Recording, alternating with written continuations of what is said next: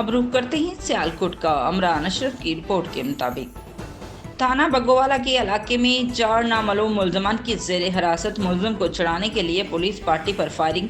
अपने ही साथियों की फायरिंग से एक मुलजम हलाक। इब्तदाई इतलात के मुताबिक मोबाइल थाना बग्गोवाला गश्त पर थी कि बजरिया वायरलेस इतला मिली कि नामालूम मुलजमान पुलिस पार्टी पर फायरिंग करके कत्ल और इकदाम कत्ल के मुकदमे में मुलव्वस मुलजम को छीन कर जानिब बग्गोवाली फरार हो गए हैं।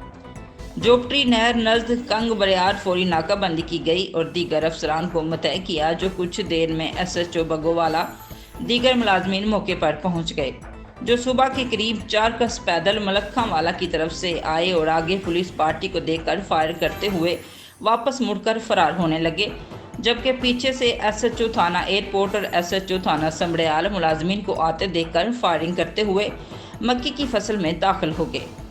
पुलिस ने भी हिफाजत खुद इख्तियारी के तहत इक्का दुक्का फायर किए। फायरिंग रुकने पर सर्च ऑपरेशन शुरू किया गया।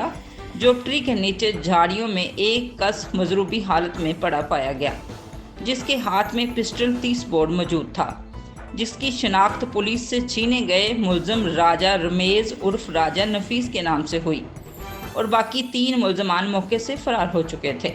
जख्मी मुलजम को अस्पताल ले जाते हुए जख्मों की ताब ना लाते हुए रास्ते में हलाक हो गया। फरार होने वाले मुलजमान की तलाश और गिरफ्तारी के लिए शहर भर में नाकाबंदी कर दी गई है।